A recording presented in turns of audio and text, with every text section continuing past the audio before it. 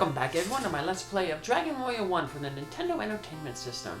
Last episode, Chicken had created the rainbow drop by turning in the Staff of Rain and the Stones of Sunlight to the magician at the Magic Shrine south of Moldar. I ended the episode by creating the rainbow bridge by using the rainbow drop at that very narrow strait that separated the southern continent from the Dragonlord's island. So now it's time for us to cross that rainbow bridge and head into the Dragonlord's castle. The Dragonlord's castle, we have two objectives in there. The first objective is to find Erdrick's sword. We already have his armor and his token, so it's time for us to grab his sword. It's the strongest sword in the game. It gives plus 12 attack power to over the flame sword for a total attack power of plus 40. So we were told that Erdrick's sword has the power to cleave steel, which means it can cut through steel. We were also told that the Dragonlord's scale are as tough as steel. So it sounds like we're going to need that sword to defeat the Dragonlord. So that's our first objective. We're going to head in there, and then obviously once we get that sword and gain 2 more levels, the card that comes with Nintendo Power, or that came with the game, basically says, like, you know, level 20 you should be able to beat the game at. Once you have Erdrick's sword and level grind up to level 20 with that sword, then we're going to head back in to do our second objective, which is to obviously defeat the Dragonlord and restore peace to this land. But first things first, let's go get that sword. I said I'm going to get to level 20. The max level in this game is 30. At that level, like, the Dragonlord is pretty sure to fall. I'll actually get that level for the bonus episode. And it's funny, the king even basically says that. He's like, why haven't you defeated the Dragonlord yet? So it's pretty neat, but it'll take a lot of grinding to get to level 30. It'll take almost like twice as much experience as you get from level 1 to level 20 as it would to get from level 20 to 30. So, but when I did that grinding for the bonus episode, basically I did the best place that I found was the Axe Knight, because it's a guaranteed encounter back in Hawksness. So I just basically, like, stepped off, fought the Axe Knight, stepped back, fought the Axe Knight. So some enemies in Charlotte Castle here give more experience than the Axe Knight, but you'll have to wander around a little bit, so you'll kind of lose time because it takes time between getting into the battles that you need. And eventually when you get high enough level, you can two-shot the Axe Knight. So it's a very quick fight. And at that level too, level 30, you don't even need, like, Erdrick's sword. Some people, there's a challenge run to basically see if you can beat the game without any equipment. So it's basically you basically punch out the Dragonlord. So of course that it forces you to get that high level to get enough strength to penetrate the Dragonlord's defense. But we won't see that in the bonus episode. I'll just be creaming the Dragonlord with all my with Erdrick's sword and max stats. So, well, not necessarily max stats, because like I said, based on your name, you're going to have 2 stronger stats and then 2 weaker stats. Chicken, though, he will have the high strength, so he'll do some good damage there. So, but first, we just have to get to the castle right here, which we've been able to see all the way from the beginning of the game. We can already see Tantagel Castle up there. So yeah, it's really neat how they they have your end objective. You can see it right at the beginning. It taunts you, or maybe it's just the way that the game keeps showing you. You know that because you're after going back to Tantagel Castle every time to save. You know, it's just reminding you of your final goal. So the first 2 floors here, we're going to basically be running into the enemies that we ran into around Cantland. You got your green dragons, you got your werewolves, your wizards, and the Star Wyverns. So we're going to avoid these two doors. If you went to the right, you'll end up in a passageway that leads to a doorway, and then there's this doorway here on the left. Both of these doorways, they basically just lead to dead ends. So you technically don't need any keys to get through the Dragonlord's castle. On the final floor of the Dragonlord's castle, there's a treasure room, but there's not really good treasure in that, so...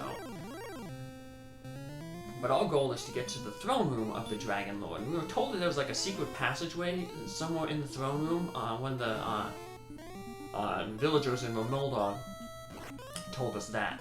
So, a clue can be found where that secret passageway is if you search on the throne. So, because that seems like the logical place. You'd be like, oh, the throne, I'll sit on the throne and check there. Well, it's not the right place, but it does give you a clue where you need to actually search, so here's that Axe Knight. Like I said, he was guarding the Erdrick's armor. Now he's just a random enemy in the Dragonlord's castle, so it just goes to show, you know, how tough the place is. There's 4 new enemies that are only found in the Dragonlord's castle, and 2 of them will start appearing on the 3rd floor. So we search here, and we feel the wind blowing from behind the throne. So that's our clue to basically just go right behind the throne and search there. So those, the Axe Knights, even though they're random enemies, still going to treat them like bosses. You want to get your stop spell up right away to block their sleep spell that they use. Because even though we have Erdrick's armor, they still hurt when they hit you, so... definitely want to get that defensiveness up. So, Star Wyverns 2, you might be able to defeat them in 2 hits if you roll good enough. If not, and they start using their heal more, I just figured it's easier just to run away from them then. So, don't be too afraid to use a lot of magic points here, because this trip is going to be a short trip. We're not going all the way through the castle, because like I said, our only goal is to get Erdrick's sword. So that's why I'm not using a torch, I'm using the Radiant spell. When I actually go to fight the Dragonlord, then you're going to want to save as much magic points as possible to use the Heal More spell in the final battle. So that's where you're going to want to make sure you come in here with a torch and a full complement of 6 herbs. So you'll use your herbs for healing, and you'll use your torch for light. But I just figured, you know, with the Radiant spell here, and since we're not going super deep in the castle, we'll just use the Radiant spell so we can see what it's all, what the castle looks like, kind of a layout. So the first few floors are windy, but they're one shot. There's no deviation points. Toward the end, though, we get to some points where it deviates, where we get to have a choice to make, and that'll start on the 4th floor. So you just gotta watch, because if you take the wrong path, one way leads to like an endless place where it just loops around on itself, and the other just leads to another dead end. So, and then the 5th floor is where the biggest point is, divergence in the road. One takes us to Erdrick's sword, one takes us to an endless loop, and then the other one takes us to the Dragonlord. So we're obviously going to be going after the first one, the one that's taking us to Erdrick's sword. So as you can see, these first 3 floors, they're they just have one stairway at each. So now we get to here. This is where our first deviation point comes from. We want to head to the left here when we get to this point. If we head down, you'll just end up in a loop. Here's a new enemy, the Stoneman. They start appearing on floor 3. Another new enemy that starts appearing on floor 3 is the Blue Dragon. So it's a tougher version of the Green Dragon. These Stonemen are really tough. They have a lot of hit points. One of the good things about the stone men, though, is they're very easy to run from. So when we actually try to go through this for, to fight the Dragonlord, in order to save some hit points, we'll probably just run from the Stoneman. So their agility is really low, so they're pretty easy to run from. So here we are. We're on the 5th floor here, and this is the point where, like I said, there's those 3 points that we want to, where we can go, where the road splits into 3. So, obviously one of them we're going to want to avoid at all costs. Played a little risky there. I fought the wizard even though he could potentially cast the Hurt More spell and hurt me. Hurt More can do between 20 and 30 damage on us. Heal More, you see, it heals up to 100 hit points, between 80 and 100 hit points. So it's actually pretty good to, use in battle. Even with an excellent move, we can't take out the Stone Man. They can have, at max, 160 hit points. So they go between, even if they're lowest, they have 121 hit points. So they can take a lot of damage. But luckily they have no special attacks. They also are somewhat susceptible to sleep. They only have a 12.5% chance to avoid sleep, so that's something you could do against them. And sleep, of course, we want to make sure the Axe Knight does not use it against us. So you get that stop spell up. And he could still take a little bit of a beating. So luckily this guy's pretty nice to us, and he's casting a lot of sleep spells. We like that because all his spells are blocked. An enemy will never be able to block our spells, because that's one of the interesting things about Erdrick's armor. It prevents stop spell from working on you. So we're almost there at Erdrick's sword. All these little passages that we're taking are one-ways, so you can't get lost, which is nice. And eventually, like I said, we're going to get to Erdrick's sword, the strongest sword in the game. And I'll show off, like I said, I already said it gives you 40 attack power to the Flame Sword's 28 attack power. In the remake games, I think the Flame Sword casts like the Hurt spell, which is kind of weird why they would let the sword do that. Because by the time you get the Flame Sword, just attacking with it would do more damage. So there's our attack power at 113. The 12 more attack that the Erdrick sword gets will put us at 125.